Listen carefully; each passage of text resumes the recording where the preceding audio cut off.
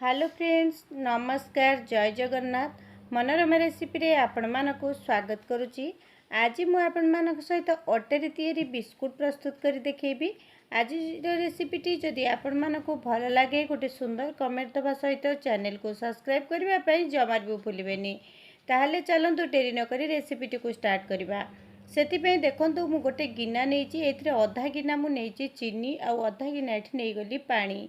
जेतिकी चीनी नेबे आपण सेतिकी पानी नेबे। आपण ए जे मोटी किछि आलमंड काटिक देली, आपण ता जगह किछि नडिया मध्य देई पारंती।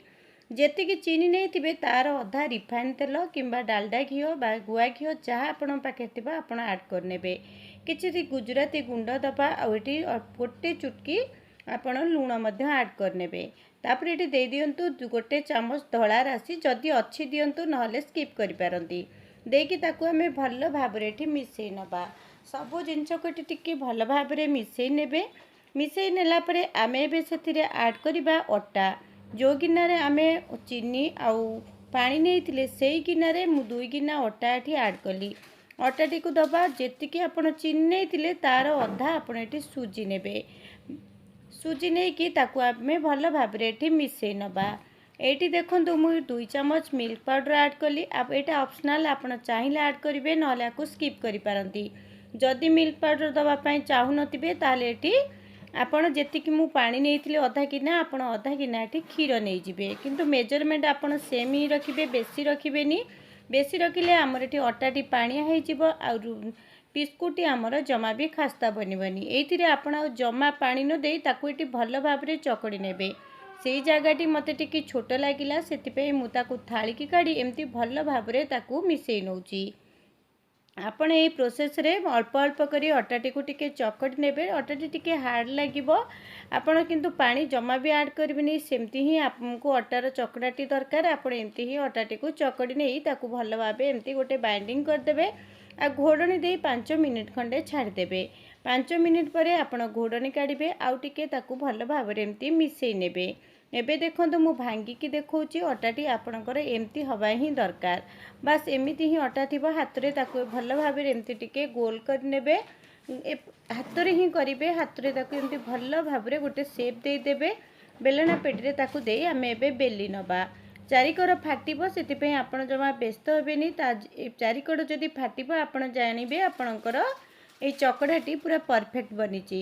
एबे देखंतु एमता को हल्का भाबे बेली नबा। आपण आकू उठेबिनी, बेलना पेड़ी को एमती चारिकर बुलेई बुलेई आपण आकू बेली नेबे। एठी गोटे छोट टिफिन मु नेइची, से टिफिन रे मु आकू छोट छोट करी काटी नउची। आपण कि जे कोनोसी डब्बा खोल रे मध्ये आपण आकू काटी परिबे, बा जदि कटर थिबो ताले आपण आकू काटी परिबे। एबे देखंतु काटिला परे 2टी बिस्कुट मोर बाहरी गला। एमते काटी नेले गोटे शेप बाहर जिवो।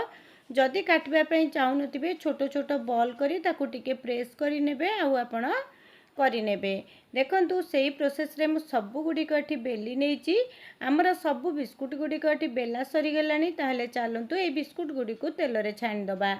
तेलटी को आपण जमा भी बेसी गरम करिवेनी, हल्का गरम थिबा। आपण एठी देखि पारुथिबे दबा मात्रे बिस्कुट गुडी को टिके हल्का हल्का बबल्स आसुची। बस आपण एमिति ही ठंडा तेल रे देबे। बेसी गरम तेल आपण एठी व्यवहार करिवेनी। सांगे सांगे ताकू ओल्टेइबिनी। गोटे पट टिके लाल हे आसले बा कलर चेंज होला परे आपण ताकू आरो पट को ओल्टेइ नेबे। ओल्टेइ नेला परे पछ पटटी जतबळे ए कलर आसी जिवो, आपण सेही समय रे सब बिस्कुट गुडी को काढी नेबे। आजिर रेसिपीटी जदि आपण मानकू भल लागे गोटे सुंदर कमेंट दबा सहित चैनल को सब्सक्राइब करबा पई जमार भी भूलिबेनी। आशा करछि रेसिपीटी मध्ये आपण मानकू भल लागिबो।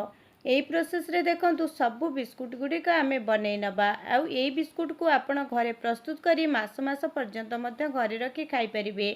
जेहेतु आमे अटारे करिचे आ घरे प्रस्तुत करचे, बहुत कम समय रे मध्ये ही रेसिपीटी प्रस्तुत हो जाउची आ बहुत कम सामग्री रे मध्ये प्रस्तुत होउची। ताहले आपण माने गोटे थरा को ट्राई करंतु। पिला माने को टिफिन रे दबा सहित आपण घरे समस्ते को बहुत खुशी रे मध्ये खाई परिबे। कारण ए बिस्कुटी बहुत हेल्दी बनिबो, कारण आमे घरे आकू अटारे प्रस्तुत करचे, मैदा आमे एठी व्यवहार करिने। मु अटा जगह रे आपण अटा जगह रे एठी मैदार व्यवहार मध्ये करि परिबे। देखंतु बिस्कुट गुडी केते खास्ता बनिची। रेसिपीटी को एठी रखुची। नमस्कार, जय जगन्नाथ।